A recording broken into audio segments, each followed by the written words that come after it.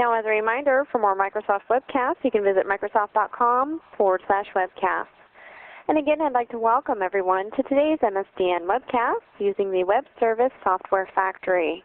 It's my pleasure to introduce today's presenter. We have Don Smith joining us today. Don is a product manager with the Microsoft Corporation. And now, without any further delay, I'm going to turn the floor over to Don. Thanks, Tracy. Okay, so let's go ahead and get started, everyone. I'm glad you were able to make it. And so yeah, today we're going to be talking about I'm going to call it the Service Factory. The Web Service Software Factory is the official name. I call it the Service Factory. Some people will call it WSSF, and I absolutely refuse to create another acronym. So if you see that, it's not from me. And today we're going to look at I call it V2, or the WCF version of the Web Service Software Factory. And the version 1 we released in July of last year of 2006, and it will help you build ASMX web services.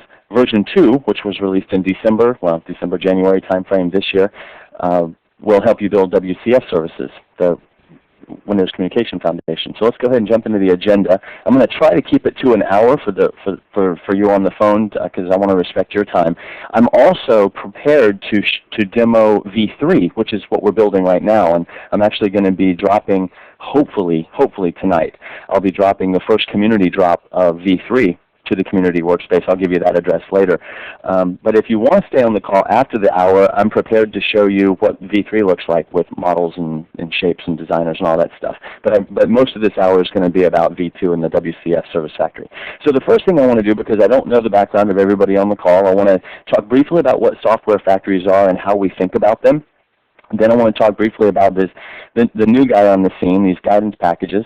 And then we'll talk briefly about helping communication and how we think software factories can help communication in the software development lifecycle. And then we'll look at some of the specific challenges that this version of the Service Factory address. We'll do a demonstration, of course, and then there's a bunch of resources at the end like web addresses and email addresses and blogs and stuff like that. So let's go ahead and jump in. So software factories, there's a lot of definitions for them. I've tried to norm around the most simple one that I think applies to most things, and that is software factories are a collection of integrated things to help you build a specific type of application. Now, there's two ambiguities there. One, what is this collection of things? And two, what kind of application is it helping you build? Well, the first thing we can answer on this slide. The second thing is what kind of application. Well, that's going to be specific to the type of software factory that you're building or that you're using. This particular software factory that we're talking about today helps you build enterprise web services. And I say enterprise because we think that there's a distinction between enterprise class web services and other web services. And we'll get into a little bit of that maybe during the demo. And so the other thing that software factories do is they encourage or imply a process, and I think this is really important. And when I do this slide again, I'm going to actually move that to be the second bullet because I think it's so important, and I don't want you to think it's less important. The process of building a particular kind of application is super important, as most of you know. So when you're going to build a certain type of application, there is not only a process, but there's also requirements, and a lot of the requirements are common to that class of application. So there's a process, there are roles of people that are doing each of the activities in that process, and then of course there's the artifacts that software factory is building or that are a part of this application that you're building. Now, inside of a software factory, there are certain things, these content types, if you will, are all integrated together to help you build that thing. And I look at these as readable, printable things is one of these things, and that's architecture, guidance, patterns, and how-tos and things like that. Executable guidance would be a reference implementation. This is an application that was built using the software factory. So when I say an enterprise web service, well, the reference implementation would be an enterprise web service that was built with the factory. And what that allows you to do is see the guidance and inside Visual Studio hitting F5, right? You can actually want to debug the application, then seeing an example of one will help you build that thing. Then there's also reusable pieces that are inside of the software factory that will end up in the application you're building, and those can be application blocks. These are frameworks. I mean, all of us have been, if you're a developer, you've been using frameworks either supplied by Microsoft or your organization, and those go inside the software factory so that they will eventually be in this web service or type of application you're building.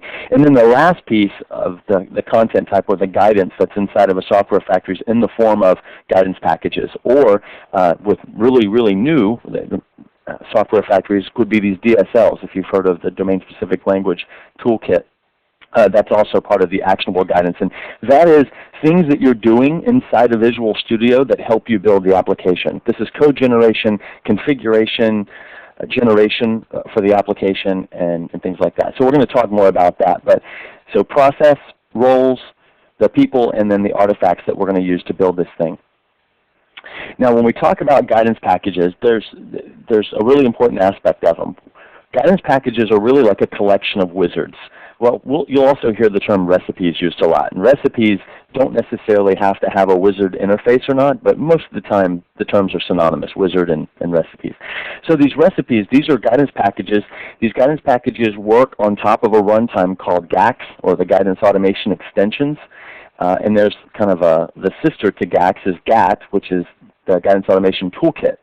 GACS is the framework. The toolkit is the developer tools that are used to build guidance packages. Now these guidance packages that are inside of the software factories that are shipping today, and there's 4 of them from Patterns and Practices. The Web Service Software Factory is one of the 4.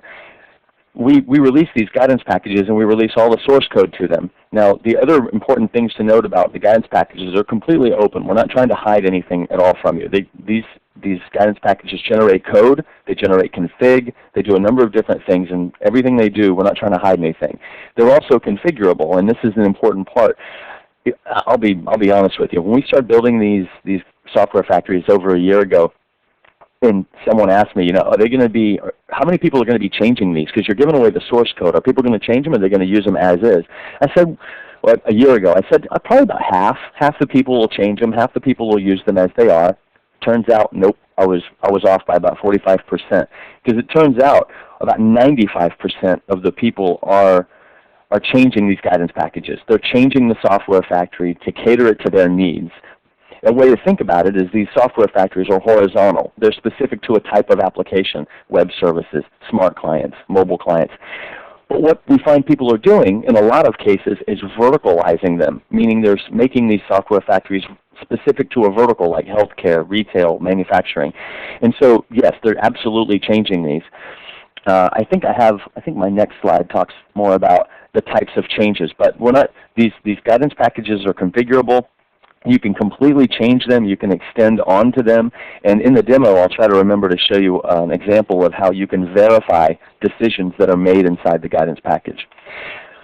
And now, when talking about these guidance packages, I like to talk about them as additive guidance, meaning that as Patterns and Practices inside Microsoft, we're going to encode a lot of guidance inside of these guidance packages. We're looking at patterns from the industry. If you're familiar with any of Gregor Hope's messaging patterns, or Martin Fowler's enterprise integration patterns, or all of the other design patterns like the Gang of 4 design patterns, we're encoding all of that into the guidance packages so that the code generated that's part of the ultimate solution has all the appropriate industry guidance in it. As we all know, there is a right way and a wrong way to use Microsoft products and technology. So we meet directly with these product teams and make sure that we're using ADO.NET and WCF and the .NET framework correctly. So we encode that Microsoft guidance in there. And then Patterns and Practices works with customers all over the world every day, and we learn a bunch of good stuff about what to do and what not to do, and we try to put all that in there too. And you'll look at that and you'll go, sweet, cool, thanks, appreciate you doing all that. But then the more interesting thing is that because they're open and configurable, you can take these guidance packages or these software factories and you can encode all of your guidance into it. You have certain organizational policies and naming conventions and ways that you're going to do logging and exception handling and data access, and you can change these to adhere to your policies and your best practice guidance. And then if you have a specific solution that has its own guidance or its own policies and things, you can encode those in there too. So it's important to know that these are really changeable. All right, so when we're talking about changing a guidance package, I like to talk about them in 3 different levels. The first level is we think a lot of people are going to make this kind of change, and we want it to be relatively easy to make this kind of change. And so the first level is level 1. It shouldn't require a lot of resources to make these kind of changes. You're more than likely going to have to maybe you're going to use a recipe or a wizard to make that change, and I'll try to illustrate that in the demo of a level 1 change. A level 2 change is hopefully less common than a level 1 change. It's going to require a little bit more resources, but it's still not going to be terribly difficult. You probably have to change a code template, that'll influence how some code is generated. You might have to change some XML as part of the recipe framework. You should be able to make some of these changes without a whole lot of investment in your time.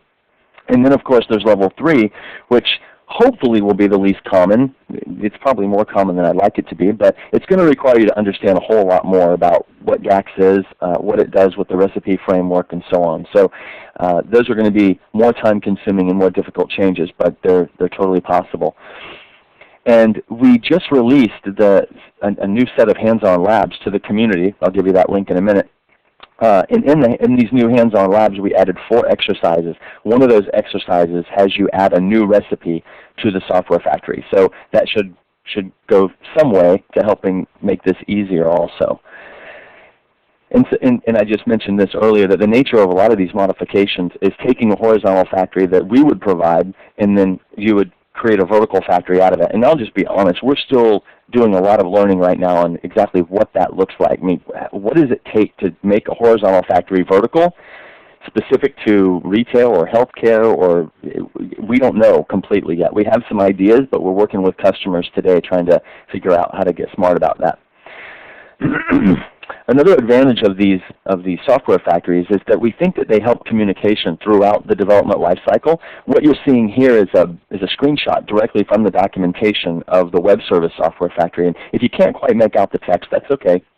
But what each of these bubbles represent are tasks that are necessary to create a web service. After you start, you'll have to create a solution structure, and if you have to modify it, then you'll have to specify some project responsibilities, then you have to create the messages and the data types, and so forth. So there's kind of a flow, and you have to complete some things before completing others. But this gives you a sense of, okay, this is everything I have to do, and if you click on these, well, if you're in the documentation and you click on these tasks, it'll take you directly to a how-to explaining how you go about doing those things. So that's not bad. That's not a terrible experience.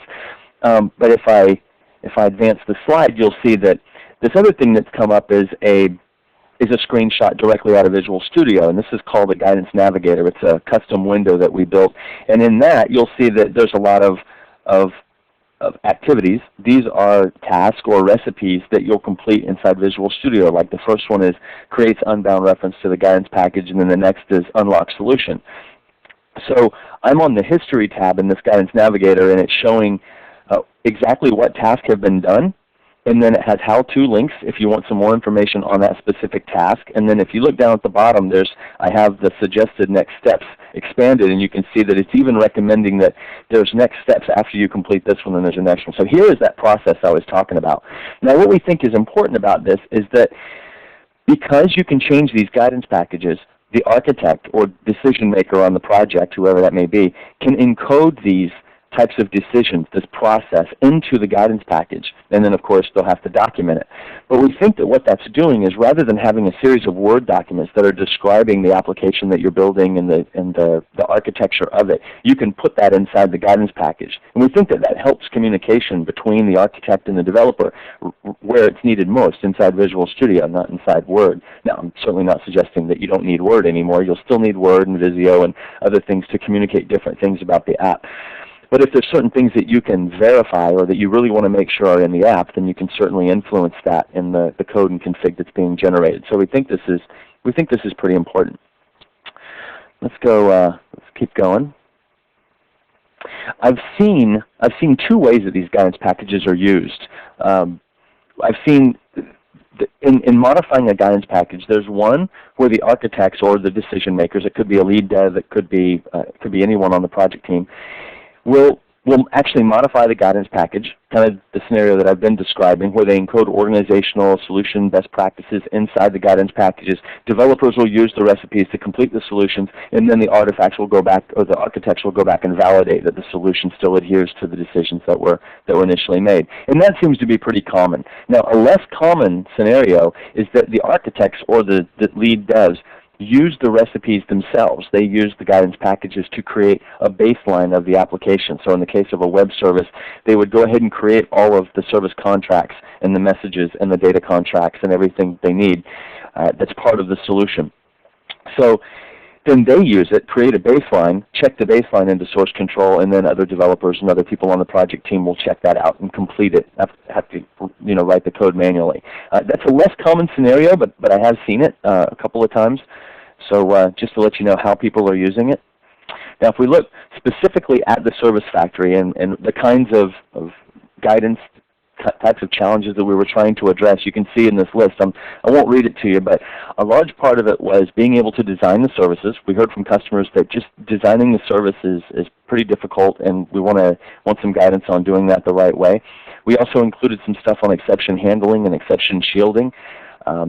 There's the scope of Service Factory is really represented in the graphic, which is also a screenshot from the documentation. But we've seen this three-tier model a gazillion times, and I imagine that probably everyone on the call has already drawn this on whiteboards a bunch of times. But so this is the common three-tier model that we're adhering to.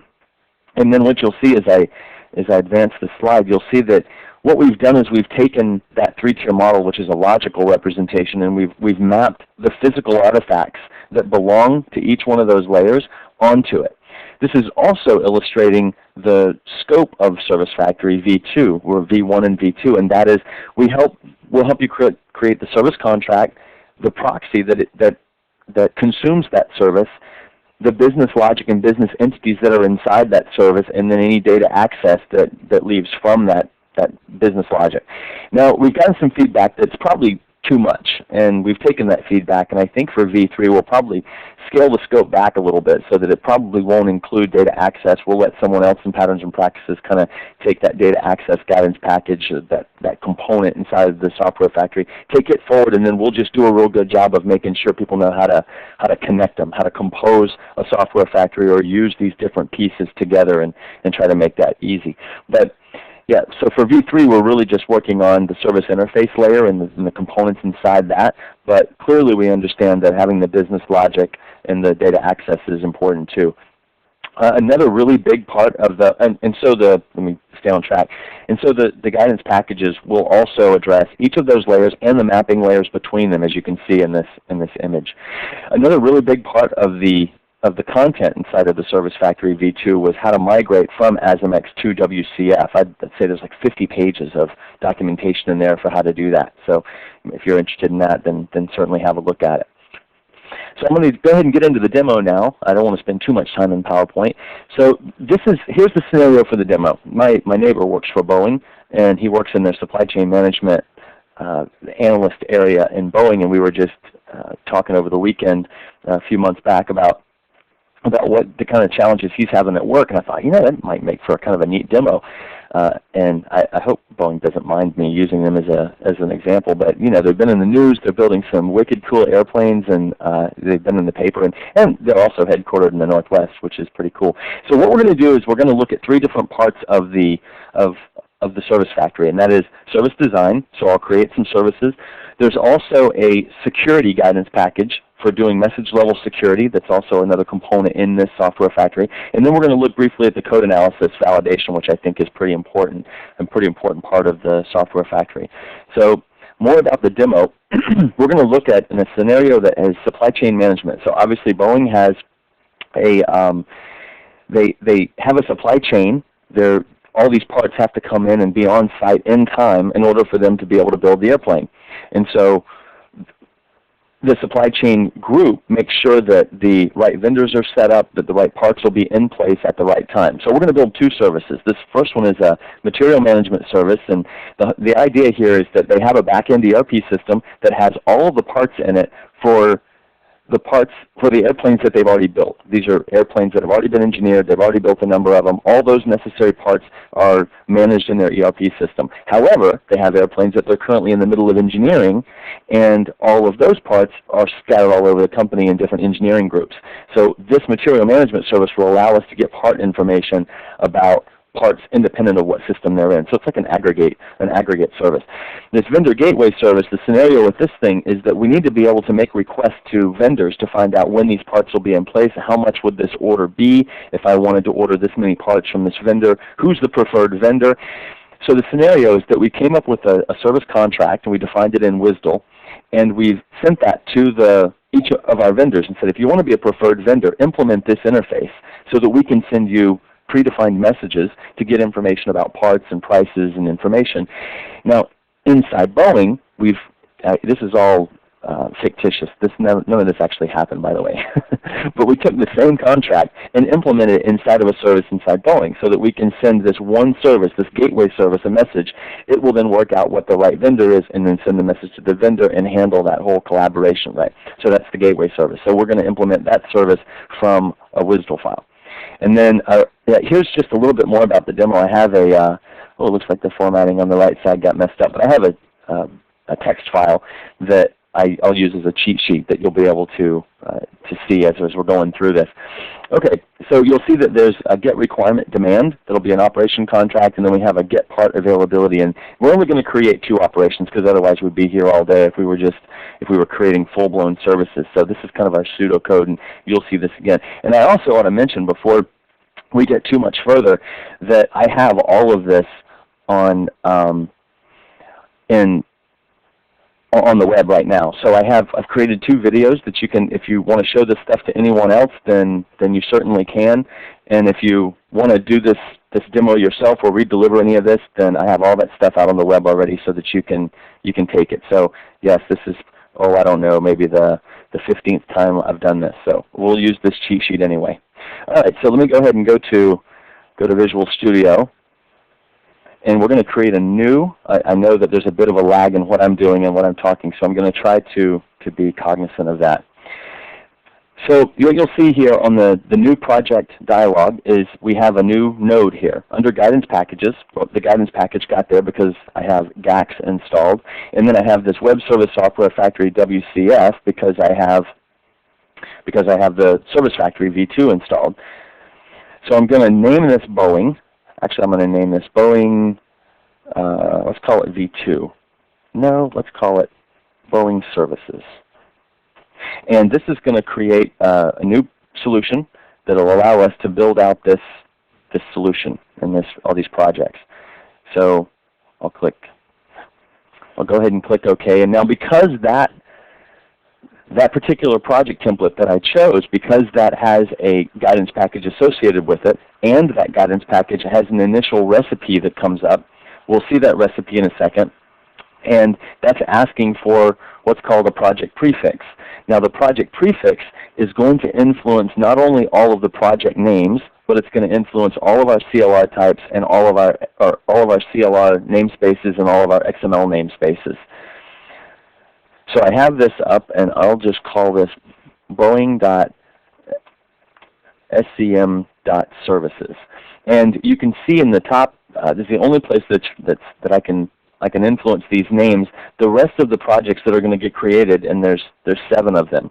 So there's 7 in the list, and we can't change those names here, but this is just showing you, giving you an illustration of what's about to get created.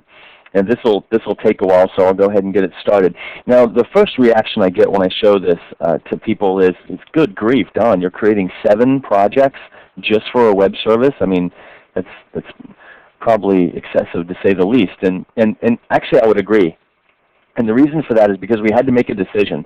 When we first created the solution structure, we thought we could either factor it out completely and making sure that this is an enterprise web service, and in the enterprise, things evolve differently. And so we don't want any more coupling than we need. So we've tried to factor out the solution structure as much as we could so that when things change, that only things that will change need to be deployed and so on and so forth.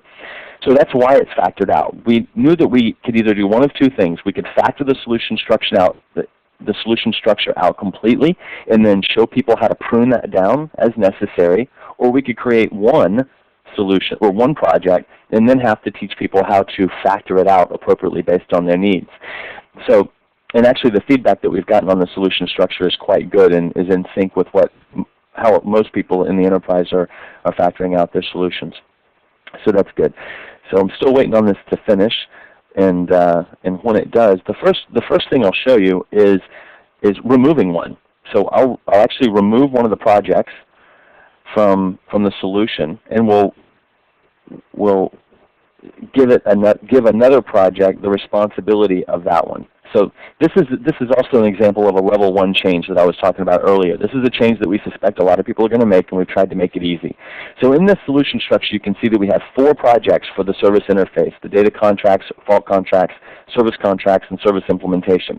Now let's say, for example, that we knew, based on the application that we're building, we didn't think that the service contracts and the service implementation were going to change independently of each other very much. So let's go ahead and get rid of our service implementation. And when I get rid of this, it's just going to completely get rid of it. Now the problem with just getting rid of it and then continuing on is that this software factory has made Visual Studio a little bit more intelligent. In other words, these projects know what their role is. In other words, the service contracts project knows that it is a container for service contracts, and the same goes true for data access, fault contracts, and so forth. So because we've deleted service implementation, there is no project now with that responsibility. So we're going to go up to the solution, and we're going to unlock it. When we now, the locking and unlocking I'm not real fond of, but it's the best thing we could come up with. And that's, obviously we weren't locked because I deleted a project, but yeah. When I do unlock that, I'm going to see a new recipe show up on each of these projects, and that is this specify project responsibility. So this setting, the specify project responsibility recipe is a recipe that allows us to re-specify the responsibilities of each of these projects. So you can see that service contracts has the responsibility of the service contracts. And we can say we're going to go in and we're going to also give this particular project the responsibility of being the service implementation. And after we do that, we'll see a new recipe automatically appear on the service contract project, and that is create service implementation and create service contract translator. So we didn't see those two recipes before we gave that project the responsibility. So I'm going to go up to the solution again and unlock it again, so we'll stop seeing that recipe. So what I just did there was I kind of took my hat off. The developer would create the solution structure, but then I kind of took my hat off and put my architect hat back on and said, no, for all the services that we build, they're going to have a different solution structure where the service contracts and the service implementations are just the same project. And then I made the change, I respecified the responsibilities, and then I put my developer hat back on. Now, in the real world, what would actually happen there is all these decisions would get made up front, and once the solution structure was set up exactly the way that we wanted it, we would go in and use this export solution template recipe.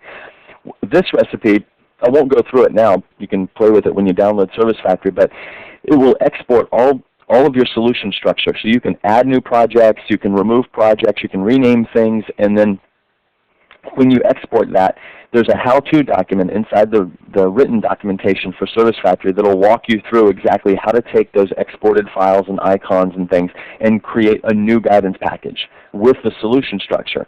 That will be the guidance package you roll out to your developers. And every time they use it, they'll get the solution structure that you specified. Okay, so we won't go through that part of the demo, but we've made that change. So let's go ahead and go back to our cheat sheet for a moment and look at what we're going to build. So this first thing we're going to build, this material management service, and we're going to have this get requirement demand, which is an operation contract. It'll have a couple of message contracts, and one of those message contracts will have this vendor type, which is a data contract, and it has a vendor name and a PO in place. So let's go ahead and build that data contract first, since the message is going to be dependent on it. So let's right-click on data contracts. I'm going to choose this create data contract recipe. That's going to bring up this wizard that allows us to put in the name of this data contract. We're just going to call it vendor. You can also see that the data contract XML namespace was influenced from our project prefix. On the next part of the wizard, we can put in our fields. We had vendor name. And I know there's a lag, I'm sorry, but I'll go ahead and get this typed and then you can see it. And the other one was PO in place. And we're going to make that nullable.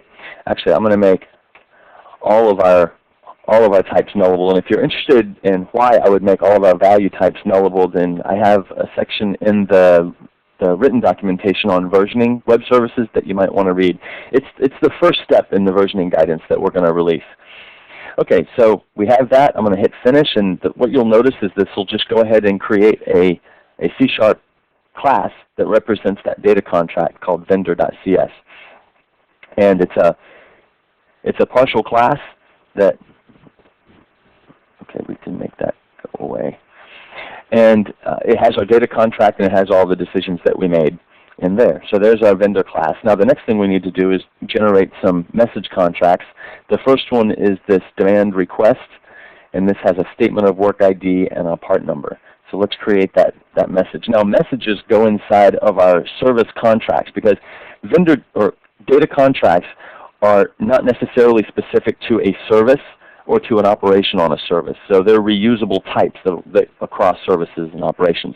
Messages, on the other hand, are specific to a service or to the operation of a service. So we're going to create our message contracts inside of our service contracts project. So we're going to create a demand request, create this message contract. We're doing all this with the wizards. Demand is another name for a level. So the part level, the on-hand level, incoming level. This demand request, and this has a statement of work ID, which I think was an int32. I need my cheat sheet again, and the part number, of course.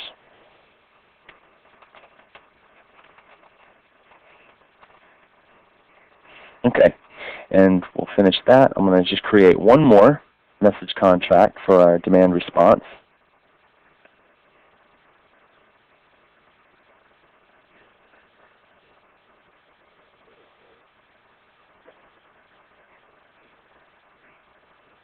This is, I was a little nervous before we got started because I've been doing live meeting now for a while, and every time I'm using live meeting, for some reason, at some point, my machine wants to take a break. It must be hard on it. And we just had lunch, so of course my machine's tired. So come back. Wake up. So we're going to create the two message contracts. Then we're going to create the service contract, which will have the operation. And then when we go through those wizards, we'll use on the operation contract, we'll reconnect the two message contracts.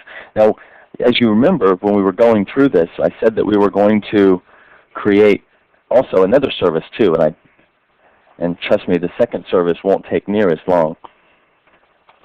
Demand response. And the demand response, if we go back to our cheat sheet briefly, we have a preferred vendor, and then of course the on-hand level and the incoming level of this request. So we have a preferred vendor. And the type, this time instead of typing in the CLR type we're going to use, this is the vendor data contract that we used before. So if I click on the ellipsis here, it's going to bring up our type browser and allow us to go in and find the type that we just created. So if I click on the data contracts, you'll see that I have the vendor here. So this is just an easier way that we can choose the data contract that we chose before. And then, I don't know if you've noticed, but every time I create a new class, the last action in the recipe that I'm running does a mini build. And that mini build allows us to go through and be able to reflect back onto those projects and see the types in them. So that's why there's that build is going on. And then I'll just go ahead and finish this up with incoming level.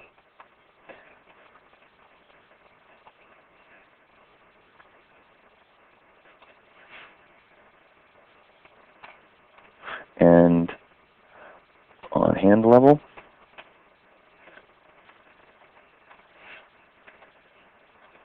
Okay, so we'll create that one. Now we have both of our messages created, and we have our data contract created. So the last thing we need to do is, I don't think, let me look, our cheat sheet might have had yeah, we have a fault contract also. So before we create the service interface, let's go ahead and create this demand not established fault. What this is saying that for this part number, we don't have a level established for it yet. So in that fault, what's going to be returned is the module manager. The assumption is that there are different people that own different parts of the airplane. So if I own the wing, or like the left wing, then any part that doesn't have a level established for it yet, I'm responsible for. So we need to know who that individual is. So that's who the module manager is. We'll return that back in the fault. So we're going to put the fault in the fault contracts project. So we're going to create the fault contract. And actually, under the covers, the fault contract and the data contract recipes are almost identical. Because if you know, in WCF, a fault contract, it really is a data contract. The only difference is the way it's decorated on the operation, and I'll illustrate that when we create it. So this is a demand not established fault. And we could change the namespace here. Another thing you'll see here that we didn't see on the data contract recipe was this use default fault contract base class. Inside the project, we by default put this default fault contract in there. By checking this box, that means this fault contract will inherit from the base class, and I'll show you what that looks like in just a moment. What's important to understand is when we opened up the solution structure, we put that file in there. So if you delete the fault contracts project and then reassign its responsibility to something else, you're going to delete that base class. So when you check this box, obviously it's not going to work. So keep that in mind. We'll hit next, and this was a module manager. Oops. Let's try that again. And we'll hit finish, and this will create our fault contract. And I'll show you when the code's created that it inherits or implements this base class. So you can see that we have a partial class here for the demand not established fault, and it implements this base class, the default fault contract. And you'll see that default. I'll go ahead and open up that default fault contract, and you can get a sense of what's inside of it. And what's in it are a few fields that we want to make available in all of our fault contracts, and that is to get inside of the Service Factory V2, we have guidance for how to do exception shielding, and shielding is preventing any details about the exception or the fault from making it back to the consumer of the service.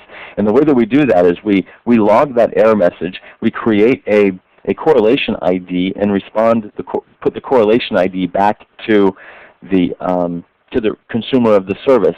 So we can say an error has occurred, please contact the help desk with this number, and we'll help you look up the problem and resolve it that way. That way we're not sending back those details to the consumer. So there's the default contract, and of course you can edit any of these and reuse them. So that's all of our messages, including our fault contract. So the last piece is just going in and creating the service contract. So we'll go in and we'll create the service contract. We'll call this Material Management Service. And we just assume all of the WCF defaults for the session mode. I'll go ahead and hit next for the operation, and this is what do we call it? Get requirement demand, I think is what it was. Let's look. Get requirement demand. We've already identified all of the request, response, and fault messages. So let's just go in, and I'll use the type selector to go in and choose these. There's our demand request. I'll try to go slow so everyone's screens will refresh.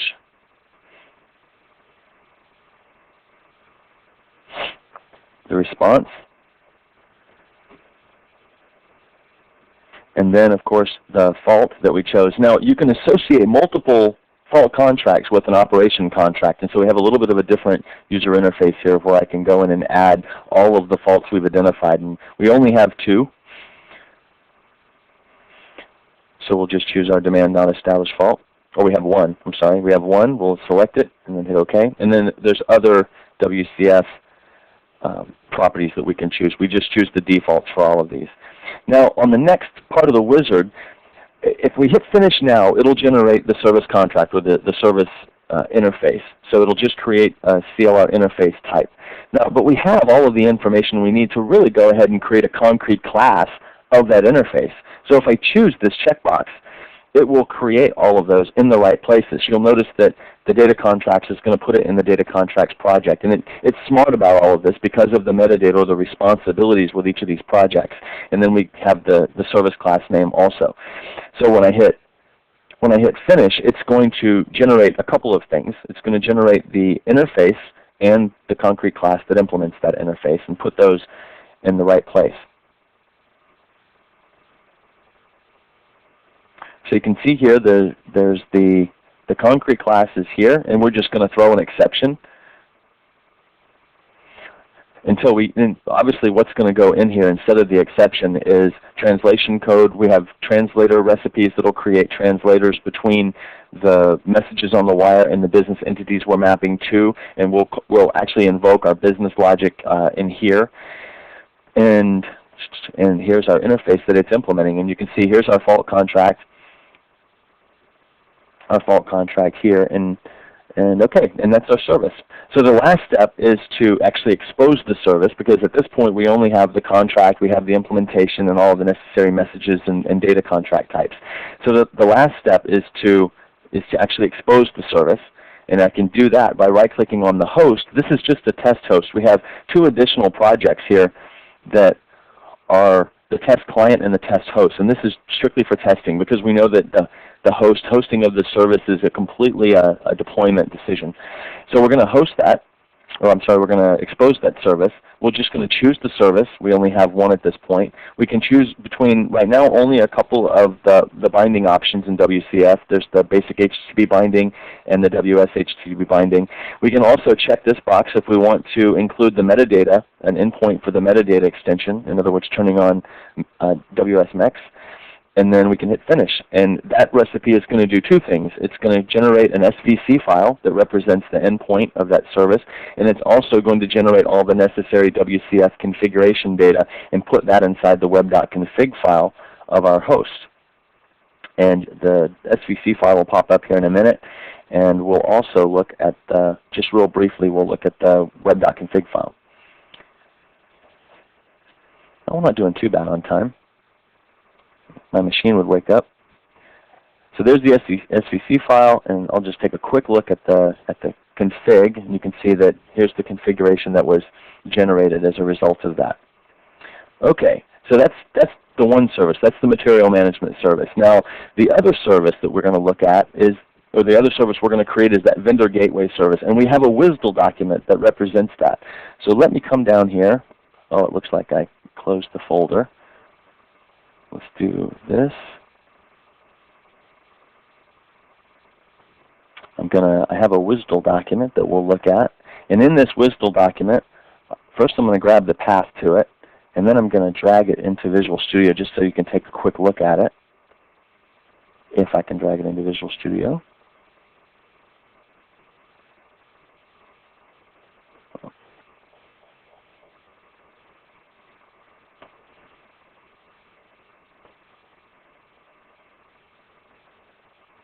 So here's we're not going to go through the details of the WSDL document, but you can see that it has billing details, it has a part availability request and response, and then it has the port type down here for the iVendor Gateway service, and it has a get part availability operation in it. So this is what we're going to generate. And we're going to use a recipe inside of inside the service factory. We'll right-click on the service contract, and we'll choose this Create Service Contract from WSDL. In this recipe, we'll paste in the path. And when I hit Tab, once I type in the path and I hit Tab, it's actually going to open up the WSDL behind the scenes and actually verify it against the service description API that is part of WCF. If there was a problem with the WSDL, we would get a little red circle warning thing here. Now, the same thing holds true for this service as the one we just created, and that is that at this point, we have all the information we need to create the actual interface class, the CLR interface. But we can also take it a step further and generate the concrete class that implements that interface. And we'll just have to type in the service name, and this will generate the contract and the concrete class that implements that interface. And then we can take it even a step further in this particular recipe and go ahead and expose the same service. So when I hit finish now, it's going to do a bunch of things. It's going to create the interface, the concrete class that implements the interface. It's going to generate all the necessary the data contracts, fault contracts, this one doesn't have any fault contracts, but if it did, it would create those and put them in the right place. And then it would also create all the messages. It'll create the SVC file and all the necessary WCF configuration data. So all that just got generated from the WSDL.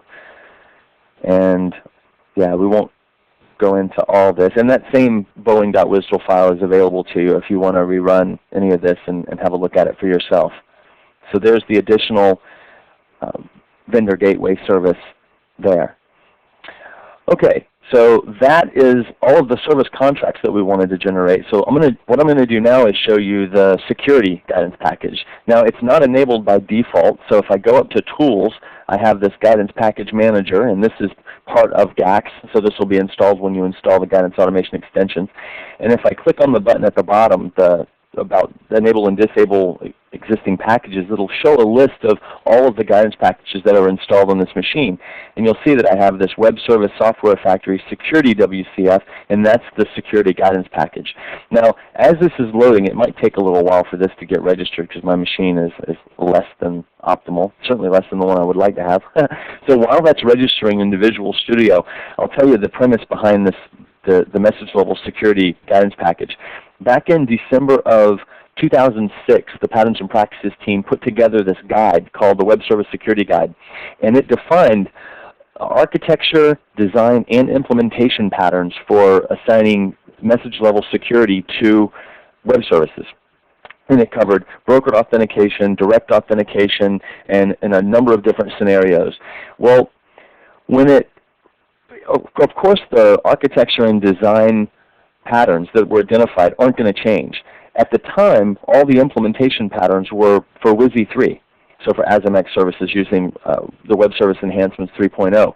Well, what we've done, instead of bringing that guide and rewriting that guide and bringing it forward, is we actually implemented all of these implementation patterns for WCF. So rather than having to read about them and look at some quick starts that we wrote for the guide, you actually have the ability to apply those security patterns directly in Visual Studio, and we think that that's probably a good thing. Also, my timing was perfect. So it just finished registering that guidance package, and now it's all registered, and it even has its own guidance navigator, which is good.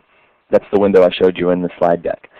So it's almost come back to life, and what we'll do is now we'll see on the context menu of the service, we'll see some new things. Come on. We'll see another set of context menus for the security guidance package, and we'll see directly how many of the ways that we can secure the service are available. Okay. It's still not come back to life yet.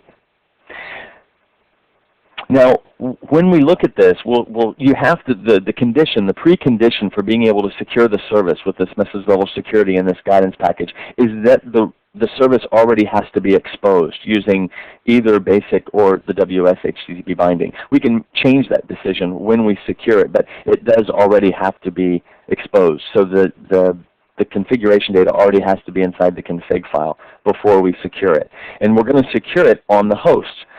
So we're going, when I'm able to, we'll right-click on the host and we'll see this new security context menu. And in that list, you're going to see, I think it's about 5 to 7 different options for securing that service with message level security. And we assume that when building some services, you might not want to see all of those options. In other words, the person who is in charge of helping developers use this software factory might not want to expose all of those security options. So we've created another set of level 1 change type recipes to prune down that list to only show the options that are most appropriate. So this has completely gone to sleep, unfortunately.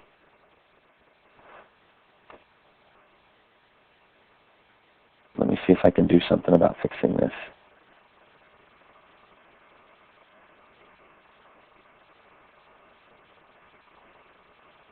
I apologize for the technical difficulties. Oh, okay, that was still open. That makes sense. Okay, we're back. Okay, so let me close this up a little bit. Now, like I said, we're going to right-click on the host, and we're going to choose this WCF security, and you can see, yeah, there's quite a few. There's about 6 different things here that we can choose from X509 to Kerberos. Now, if we wanted to prune that down, I'm going to take my developer hat off real quick, and I'm going to put my architect/decision maker hat on again, and then choose WCF security, and we have this modify security settings recipe, and this is another example of a level 1 change. So I'll click on that, and now I can actually prune down the list, so only Kerberos and X509 are showing. So then I'll hit next, and you can even change this list. So for example, if you wanted to make sure that you always had some message protection, whether sign or signing encrypt, then you can do that here.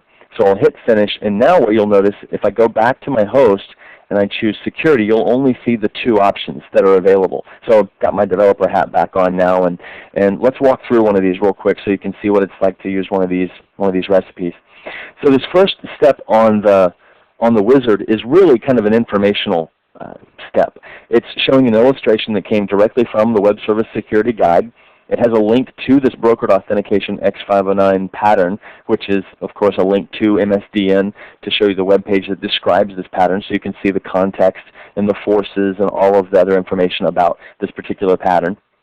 When I hit next, you can go in and see some of the options for specifying this, and that is there's a Boolean dial here to turn on exception detail and false. We can turn on MEX again if we want to. It's already guessed at the right service name, or actually here's our choice. So these are the 2 services that are already exposed. So let's choose our vendor gateway service for the heck of it. If we wanted to change any of the bindings or behaviors, we could check on this box and make any changes we want here. And then let's not do that. That's not a very good idea. So I'll hit next, and now we have to specify, because this is the X509 recipe, that I have to specify a recipe. So I'm going to choose Browse, and that's going to take me to my local machine store, my certificate store, so that I can choose the certificate that I want to secure this service with. And I have one here for Global Bank. I don't have one for Boeing. They haven't sent it to me yet. I'm just kidding, of course. So I'll use this one for the heck of it because I know it works, and then I'll hit next. And now we can go through and specify the protection requirements. If you'll think back to that level 1 change I just made, I took out none. And so you'll see here that we have sign and we have sign and encrypt, but we don't have none for that very reason.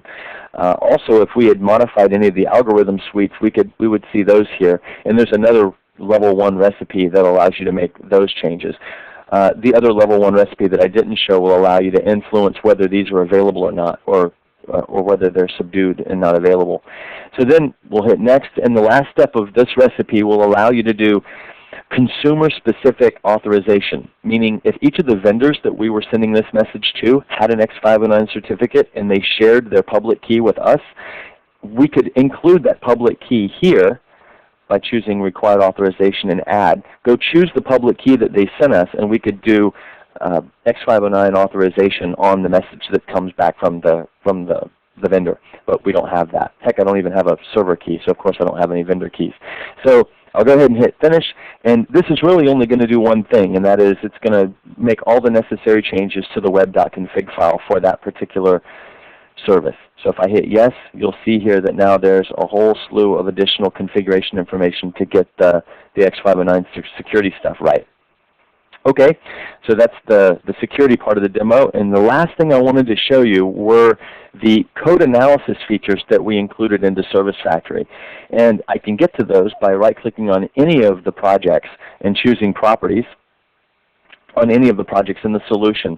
And when this comes up, you'll see one of the tabs. If you've done anything with code analysis, if you haven't done anything with code analysis, this was called FXComp before. So FXComp has been now rolled into Visual Studio. And we've created 2 sets of rules, of the FXComp rules. The first set is a result of some work we originally did with Wizzy the Microsoft research team did some work with Wizzy creating some security analysis rules. And we took all those rules and we brought them forward to WCF so that you could make sure that after you made all your security decisions that you could run these WCF security rules on the service, and it would check for for anything that would be a warning or could be wrong with your security implementation. And you can see there's a list of 11 different rules here that'll run that are security focused. So we did these, and of course NSF was pretty happy that we did it, and the WCF team, we showed this to them, and they were like, whoa, that's pretty cool. They said, can you write any more of these rules? And we said, yeah, what do you got in mind? Well, as it turns out, there's about 25 different rules that get run on WCF services at runtime. And they wanted to make these available at design time, but had to cut scope for a bunch of different reasons. And so we took, I forgot how many, I think 15 maybe?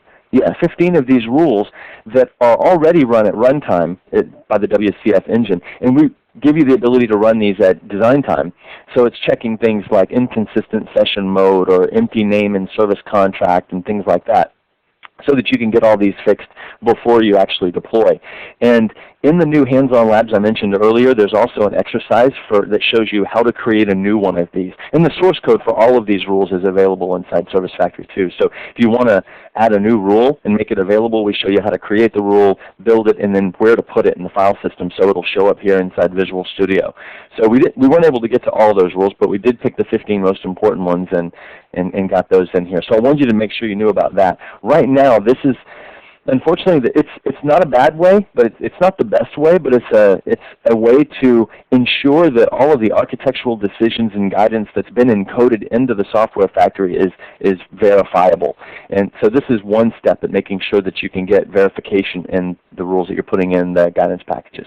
And that was the last thing I wanted to show you in the demo. So let's get back over to the deck and finish this up.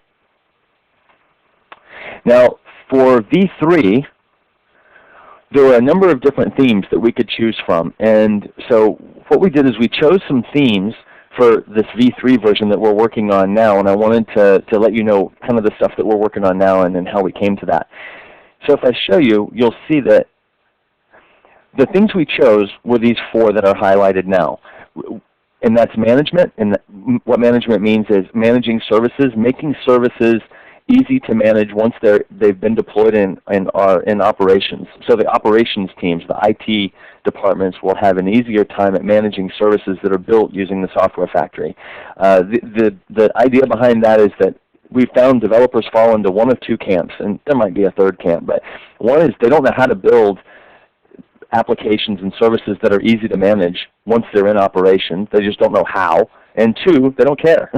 Frankly, they just don't care about doing that because they don't have to manage them, and so they don't care. So the idea behind this is that we want to help developers do the right thing without even thinking about it, right? So build all the right instrumentation in place. WMI 2.0 will be out later this year, and I believe that it's going to add the ability that we can create WMI events and expose the events from the services. So we want to make sure that we're working with that so it works with MOM and other management tools that our operations teams are using. Service agents are another thing that we've gotten a lot of feedback that is really important, and we have to make sure we get this right. The service agent is that bit of code that sits around the proxy. And of course the proxy is what invokes the service and consumes the service. Things that the service agent will do, like detect whether the service is actually available. It'll also do caching of reference data or responses from the service. And there's a number of other things that a service agent can do that's absolutely important, especially when you start getting into services calling other services. Because you have smart clients, of course, will have service agents and consume services, but then once services start consuming other services, you really have to make sure we get the service agents right. Now, the 2 things on the right, the modeling and the authoring, those are really important too, because some of the most feedback we get about V2 is while it's super, it's a really great software factory and people are loving it, thousands of people are using it, it does have some usability issues. For example, you saw that when I was going through those wizards and I made all those decisions went into the code. There's no memory. If I make a mistake, I either have to delete the file, assuming I know what file was created and what was influenced by that wizard. I can delete it and just redo it, or I can create a partial class and put all my additions or changes in the partial class. So you can see how, the usability of that isn't great. If you want to stick around, I'll give you a quick peek at V3 once I get through this, and you'll see that there's now a model, there's memory, you can regenerate the code anytime you want from a model.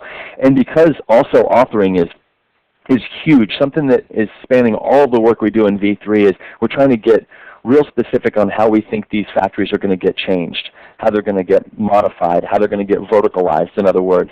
Now you'll notice that there's some other things that are not necessarily in the credible release line of V3, and that's security. We think we've done a whole bunch of work in security already. V3 should have feature parity with V2, so a lot of the security features that are in the demo I just showed you should also be available in V3. There's definitely some work in service lifecycle that we could do. Service interaction is the one that we really want to try to get to in V3 if we can. So if we can nail down the management and service agent stuff, get all the modeling and authoring right, the service interaction is the piece that we'll want to jump on next. Now, with that said, I'm hearing from a lot of people, customers, people inside and outside Microsoft, where service interaction and services calling services, composing services is huge, especially with the addition of workflow, with the Workflow Foundation. And in Orcus, there's going to be this new capability that uses WCF and WF together called Workflow Services. And I'm hearing from customers and everyone that this is huge. If I need to change our priorities for V3 and move service interaction up and maybe management or service agents down, I need that feedback.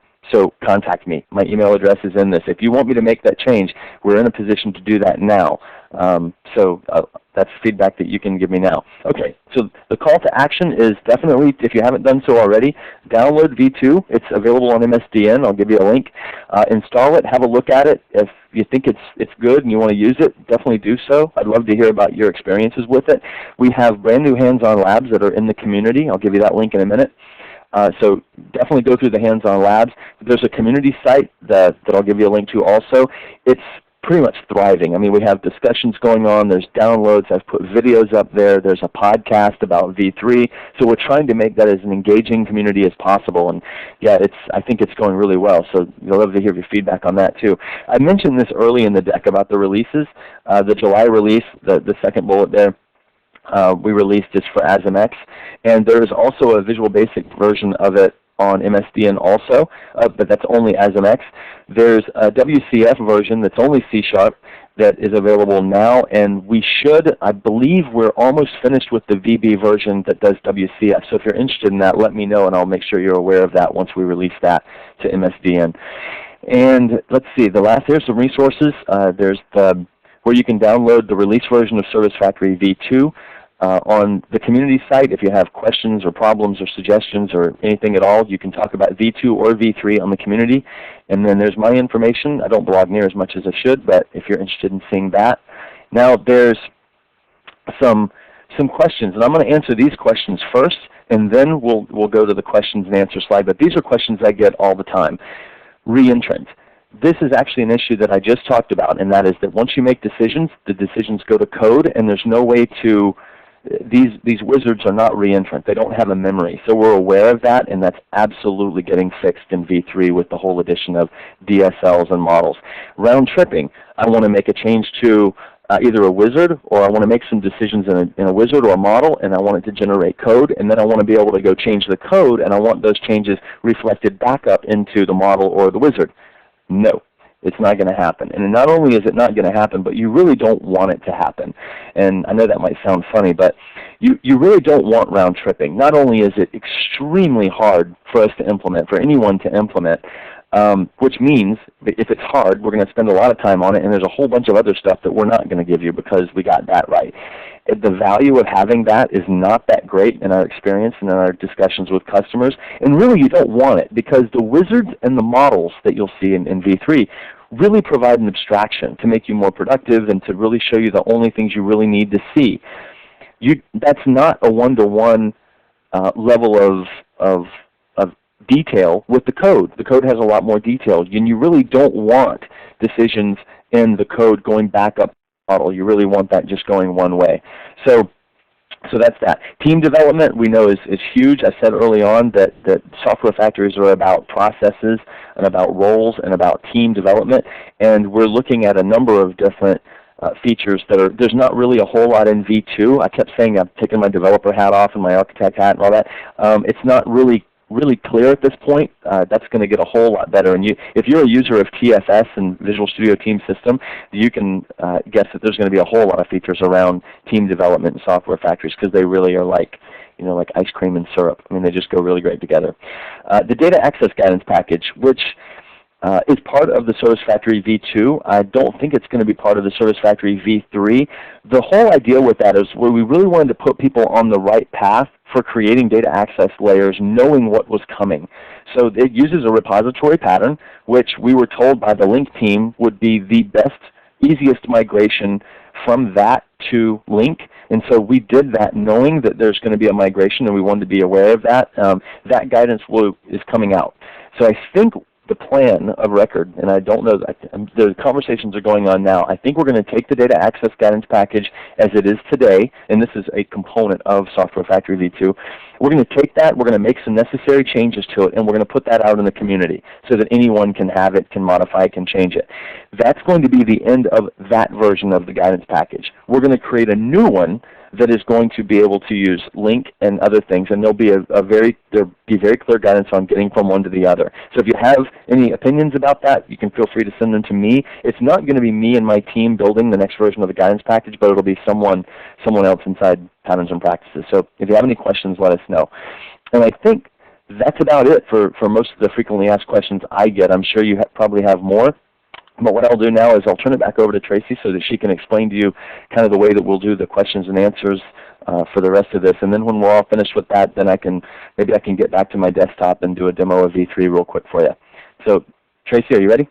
I'm ready. Thanks, Excellent. Don. Sure. Remember, for more information, everyone can print a PDF of today's session. And in order to do that, you just need to go to the File menu in your upper navigation bar.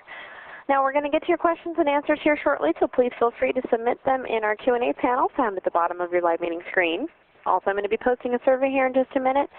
If you'd please take a moment to fill it out before you log off, we do appreciate your feedback.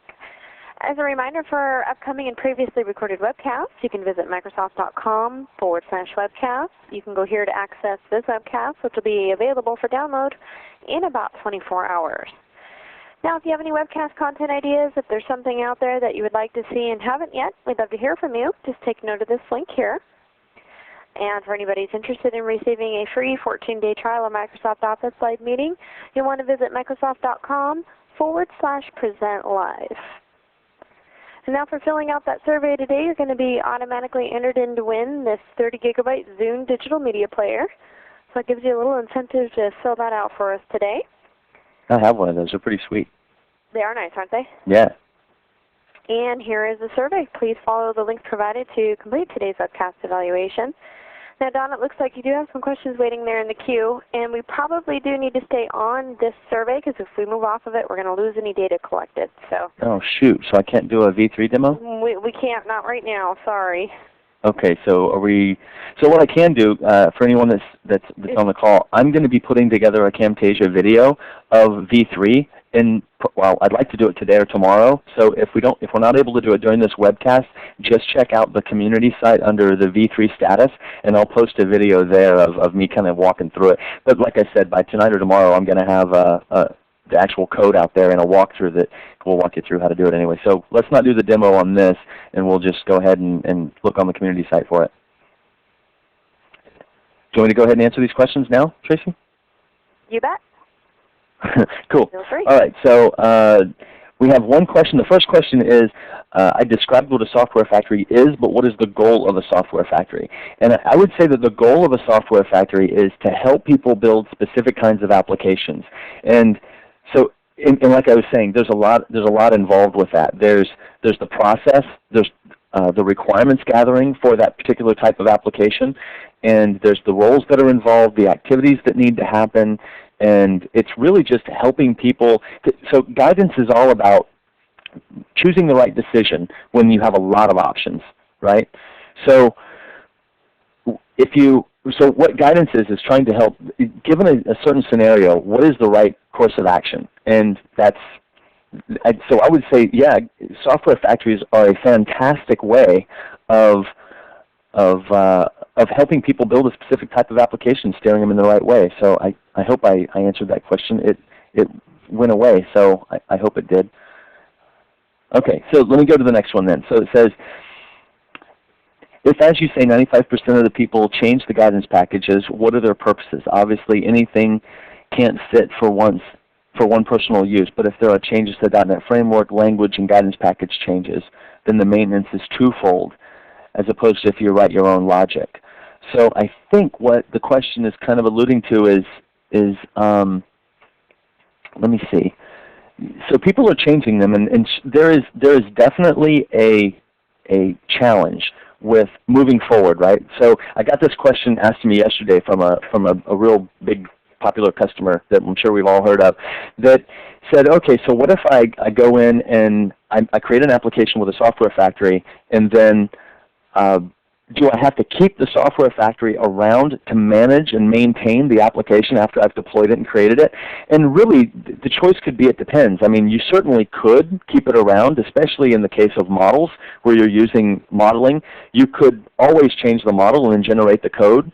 So yeah, you can, but you certainly don't have to, because it's only something that influences the developer in the process of actually building it. So if you wanted to only manage code after that, you certainly could do that too. I also got the question yesterday that I think is related to this question is, how many applications do I have to build with a factory in order for it to justify the return on investment, or the investment that I made to build the factory? And that one we still don't know about yet. I've heard some customers are saving 75% of the resources by using a factory, which means, wow, you wouldn't have to build very many applications in order. Well, it would also depend on how many resources they put into building that particular factory. Certainly, both of these are sliders. You can invest a little bit, and it will help a little bit. You can invest a lot, and it will help a lot.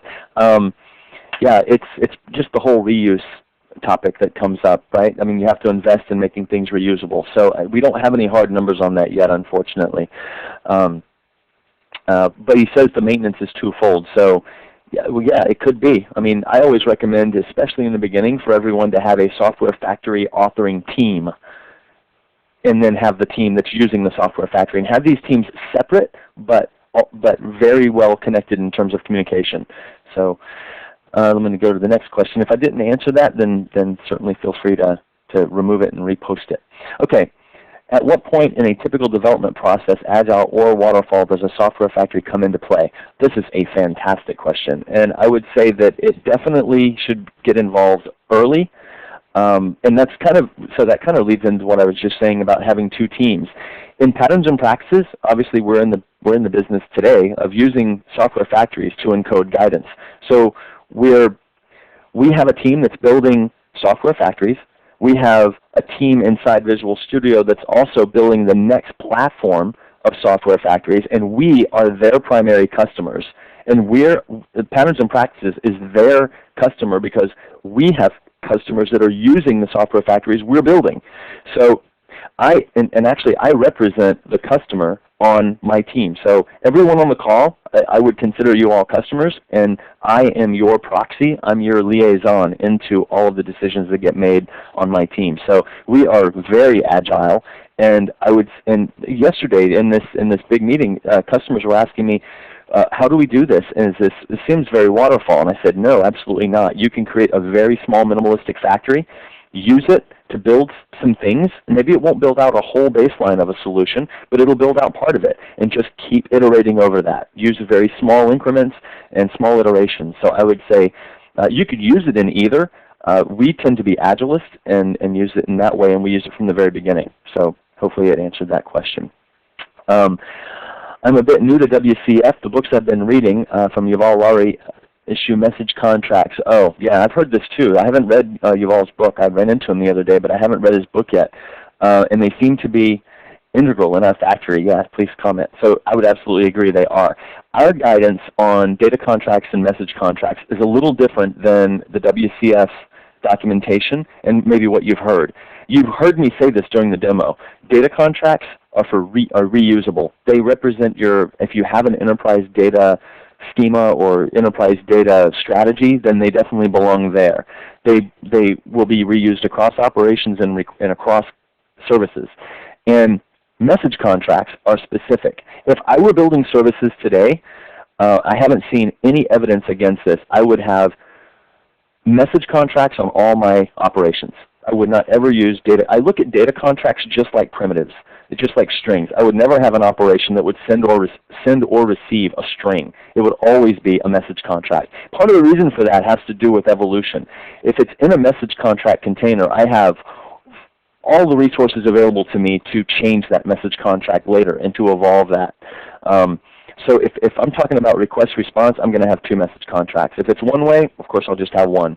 But I really do believe in having message contracts, and data contracts are just a reusable piece where others aren't. I know that's a little bit more guidance than what you'll get in the documentation, but I've not heard anyone say that that's not the right approach. So that's from us. All right. Here's the next question. Don, where would a business entity translator come into play? I saw this on an earlier slide. I didn't see its use in the demo. No, I didn't show it in the demo. But I was wondering when to use this approach. What was the support that the Service Factory offers in this area? And so there is a recipe that I can choose on the service implementation. Yeah, you saw the recipe come up after I gave the Service Contracts project the responsibility of doing the service implementation.